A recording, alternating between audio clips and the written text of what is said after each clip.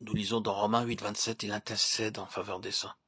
Pourquoi l'apôtre ne dit-il pas ici pour nous, après avoir dit que nous ne savons pas ce qu'il convient de demander dans nos prières? Cette expression, les saints, revient souvent dans les écrits de Paul, quand il parle soit de l'église de telle contrée particulière, soit de l'église répandue dans le monde entier. L'apôtre nous enseigne ainsi que si le Saint-Esprit est appelé à demeurer dans chacun des membres de l'église, c'est afin de réaliser l'unité du corps de Christ.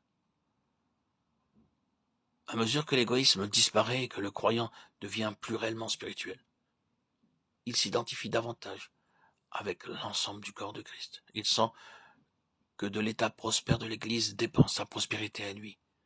Et il apprend à faire en tout temps par l'Esprit toutes sortes de prières et de supplications, veillant à cela avec persévérance et priant pour tous les saints. Éphésiens 6, 18. C'est quand, d'un cœur large, nous embrassons toute l'Église de Dieu dans nos prières, que l'Esprit a libre carrière pour accomplir en nous son œuvre d'intercession pour tous les saints.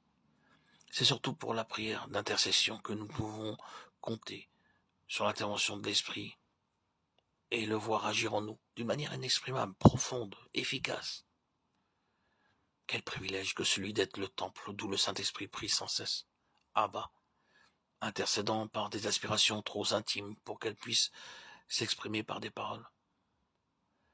Quelle bénédiction de savoir que l'Esprit éternel vient habiter dans notre chair déchue pour nous inciter à nous adresser à Dieu comme autrefois. Il habitait dans la chair de Jésus de Nazareth lorsque le Fils s'entretenait avec le Père. Qui ne voudrait se placer sous la haute direction de cet Esprit divin et prendre ainsi part à cette grande œuvre d'intercession qui prépare le royaume de Dieu? La voie est ouverte à tous. Laissez le Saint-Esprit prendre entièrement possession de vous. Qu'il vous remplisse de sa présence, qu'il soit votre vie. Croyez à la possibilité de devenir le siège de sa présence. Croyez à la certitude de son action, de son intervention en vous, par des moyens insaisissables à l'esprit humain. Croyez que dans le secret, et malgré l'apparente lenteur de cette œuvre, sa toute-puissance divine accomplit en vous le dessein de Dieu et vous unit à votre Sauveur. Vivez donc de manière à témoigner que pour vous, les choses qui surpassent toute intelligence vous sont devenues vérité et vie, et que l'intercession de l'Esprit fait habituellement partie de votre vie en Christ.